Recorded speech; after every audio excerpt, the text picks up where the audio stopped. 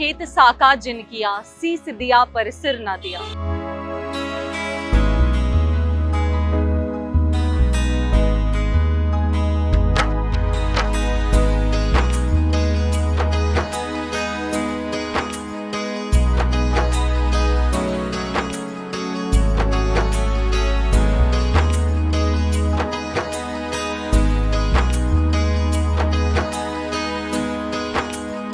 हाँ जी विप्रोत, आप यहाँ?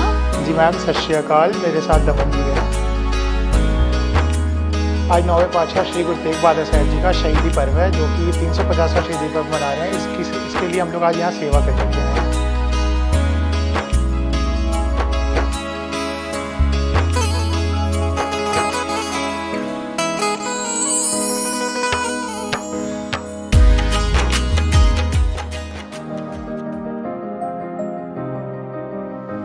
नौवें गुरु पैदा हुए गुरु के महल में, नौवें गुरु पैदा हुए गुरु के महल में, नौवें गुरु पैदा हुए गुरु के महल में, था अमृतसर हर गोबिंद जी की टहल में, था अमृतसर हर गोबिंद जी की टहल। सत श्री अकाल जी, मैं साक्षी। ਅੱਜ ਸਿੱਖਾਂ ਦੇ 9ਵੇਂ ਗੁਰੂ ਸ਼੍ਰੀ ਗੁਰੂ ਤੇਗ ਬਹਾਦਰ ਜੀ ਦੇ 350ਵੇਂ ਸ਼ਹੀਦੀ ਦਿਹਾੜੇ ਦੇ ਮੌਕੇ ਤੇ ਅਸੀਂ ਇੱਥੇ ਸ਼੍ਰੀ ਗੁਰੂ ਤੇਗ ਬਹਾਦਰ ਜੀ ਨਾਲ ਸੰਬੰਧਿਤ ਯਯਾਗੰਜ ਗੁਰਦੁਆਰਾ लखनऊ ਵਿੱਚ ਹਾਜ਼ਰ ਹਾਂ।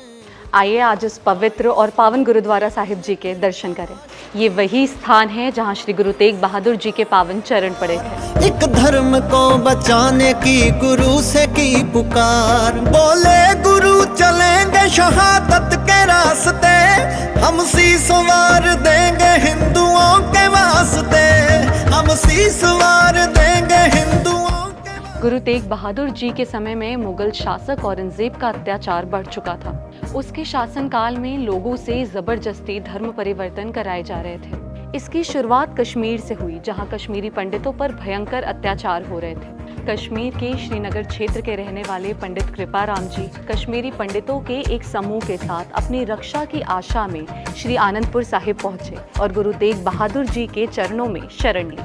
जब कश्मीरी पंडितों ने गुरु साहिब जी को औरंगजेब द्वारा जबरन धर्म परिवर्तन कराने की बात सुनाई, तो गुरु तेग बहादुर जी ने कश्मीरी पंडितों के धर्म की रक्षा के लिए अपने प्राणों की आहुति देने का निश्चय किया। उन्होंने स्वयं गिरफ्तारी दी और दिल्ली ले जाए गए।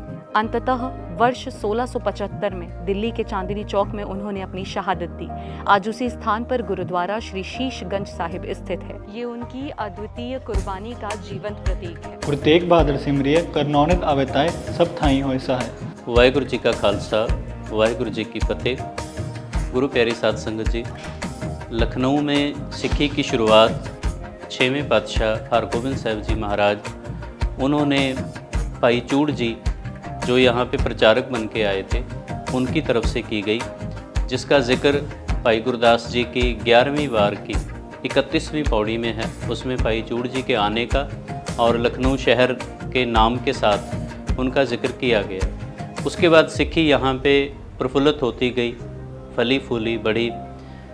फिर उसके बाद गुरु तेग बहादुर साहिब जी महाराज सन 1670 में इस स्थान पर पहुँचे और वहाँ पर यहाँ उनका 3 दिन का प्रवास, किसी पुस्तक में 1 दिन का प्रवास भी है।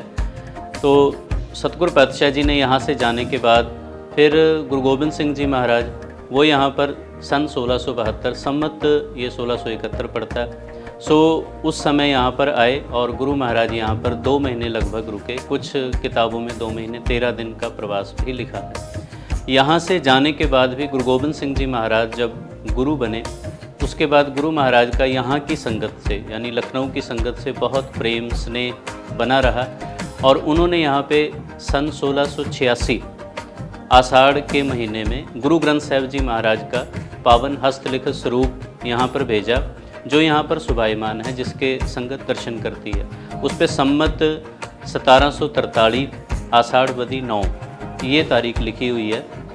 और यह टाइम गुरु गोबिंद सिंह जी महाराज के पांवटा साहिब होने का है, क्योंकि गुरु साहिब 1680 से लेके 88 तक पांवटा साहिब में रहे हैं। उसके बाद भी गुरु महाराज का यहाँ की संगत से जो संपर्क है वो हुक्मनामे यानी कि चिट्ठी पत्रों के द्वारा बना रहा और सन 1694 में एक हुक्मनामा यहाँ पर महाराज के द्वारा भेजा गया, जिसमें उन्होंने एक तोप मंगवा के यहाँ से सिखों के लिए आदेश किया, जिस पर ये लिखा है एक तुपक साज सुधा लयावना, तोप और उसकी सामग्री। तो वो यहाँ से तोप बना करके भेजी गई, और अगर आप नेट पर सर्च करेंगे यूट्यूब पर तो वही तोप महाराजा रणजीत सिंह के समय में भी यूज़ की गई, बाबा बंदा बहादुर जी ने यूज़ की।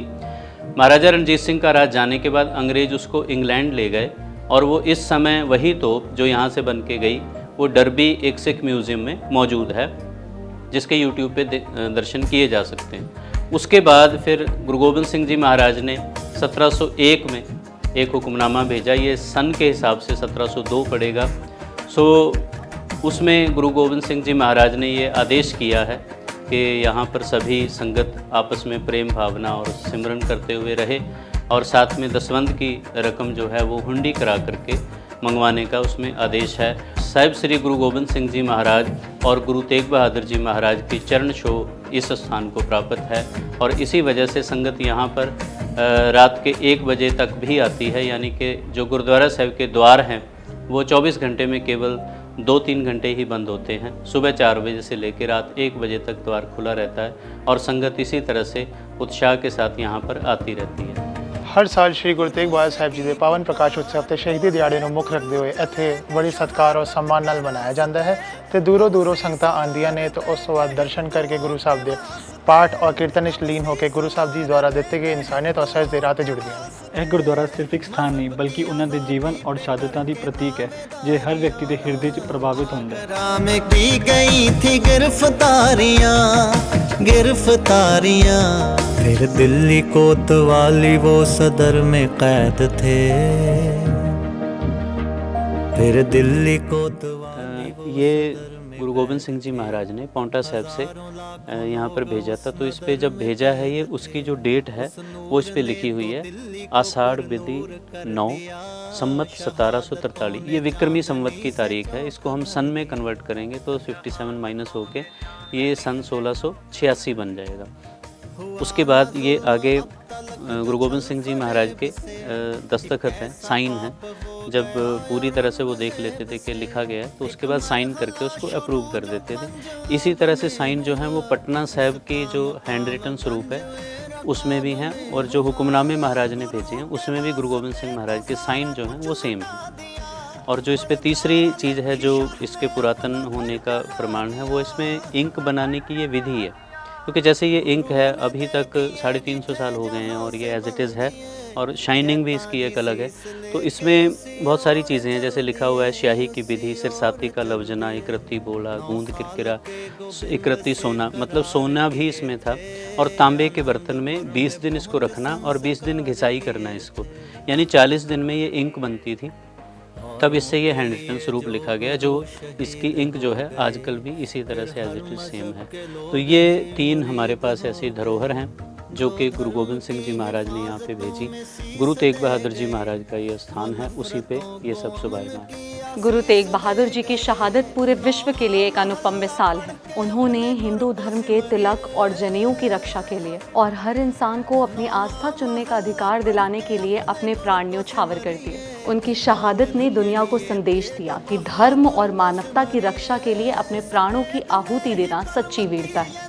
शहीदी दिवस के इस पावन अवसर पर हम गुरु तेग बहादुर जी के अद्वितीय त्याग को प्रणाम करते हैं और उनके चरणों में सरबत के भले की अरदास करते हैं। आज गुरु तेग बहादुर साहिब जी दे शहीदी पर्व दे असी उन्हां दे चरणां 'च कोटि कोटि प्रणाम करते हैं। वाहिगुरु जी का खालसा, वाहिगुरु जी की फतेह।